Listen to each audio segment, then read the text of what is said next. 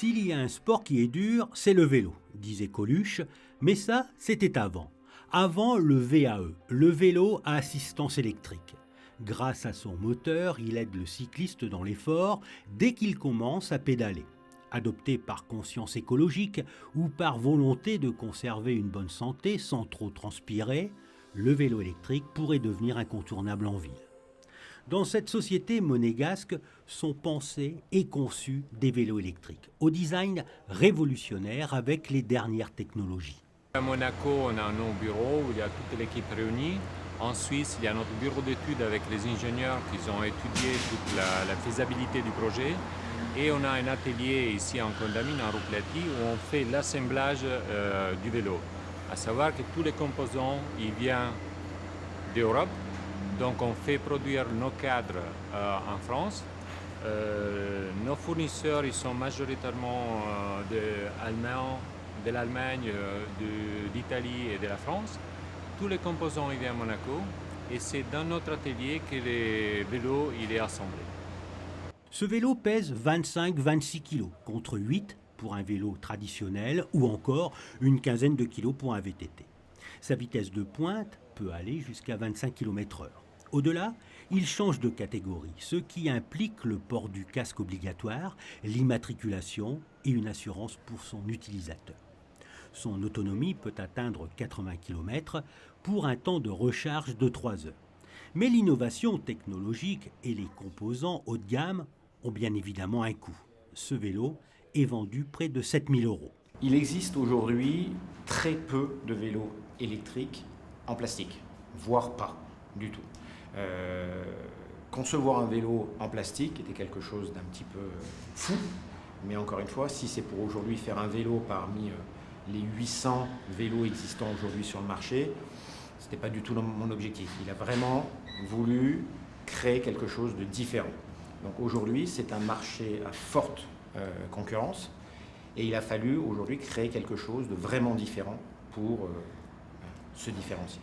Les moteurs électriques se sont développés et les constructeurs de vélos se sont dit pourquoi pas venir coller un moteur électrique sur un cadre.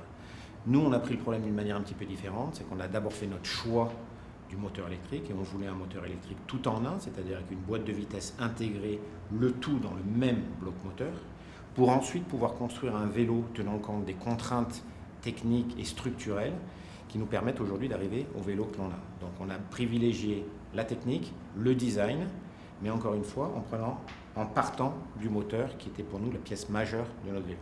Malgré ses nombreux atouts, le vélo électrique peine à s'imposer comme une alternative à la voiture.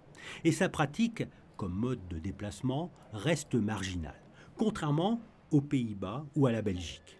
C'est une inconnue et c'est une crainte.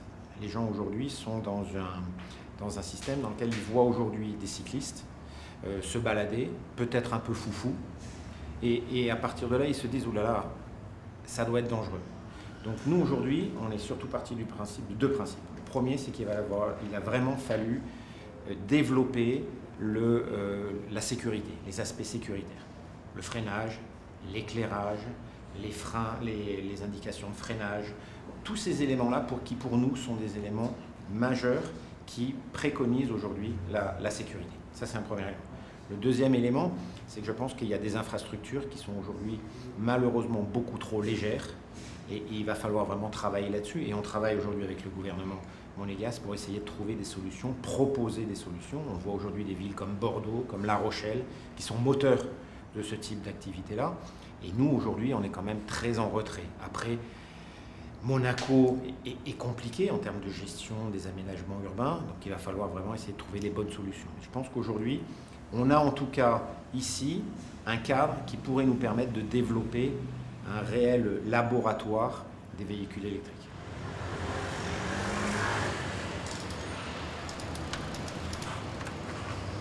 Alors très sincèrement, c'est génial. Je n'ai que ça à dire. C'est la première fois que je fais du vélo électrique et je peux vous dire que c'est un agréable plaisir. C'est très facile, naturellement, puisque vous êtes aidé par un moteur. Et en plus, c'est économique et puis c'est bon pour la santé. Je vous conseille d'opter pour le vélo électrique. Beaucoup de personnes sont encore réticentes à opter pour le vélo électrique, souvent perçu comme trop fatigants ou dotés d'une faible autonomie. Pour en finir avec ces idées reçues, une société de mobilité électrique en principauté décide d'organiser pendant 3 jours une opération de promotion. Elle met à disposition du public ses vélos électriques. Des vélos pliables, des vélos aux allures de vieilles motos et même des VTT. L'objectif est de faire découvrir les avantages de ce mode de déplacement. C'est d'abord une puissance quand même qu'il y a au démarrage quand on met en vitesse électrique. C'est assez surprenant, mais on se sent très à l'aise et très stable dessus et c'est très agréable bien sûr. C'est impressionnant. C'est impressionnant quand on monte dans les assistances là. On sent vraiment que ça aide. Non, c'est vraiment pas mal. Je préfère le vélo électrique parce que déjà ça me fait bouger autrement qu'en marchant. Et de plus, il y a aussi un facteur, disons, écologique et économique parce que le vélo électrique, vous n'avez pas besoin d'essence. Et de plus, c'est vraiment un moyen de bouger, de faire autre chose que faire vos courses. Combien ça va me coûter si je loue un vélo par exemple? Alors pour une semaine, ça va être du 28 € par jour. 28 € par jour pour une semaine. Après, l'avantage de faire de la location, c'est que les gens peuvent louer le vélo pendant une journée. Ça leur permet d'essayer le vélo sur leur trajet quotidien. Et après, s'ils achètent le vélo, bien sûr, je ne facture pas la location. Économique, écologique, rapide, il ne reste plus au vélo électrique qu'à conquérir la ville, à être enfourché pour aller au travail, se promener ou encore faire ses courses.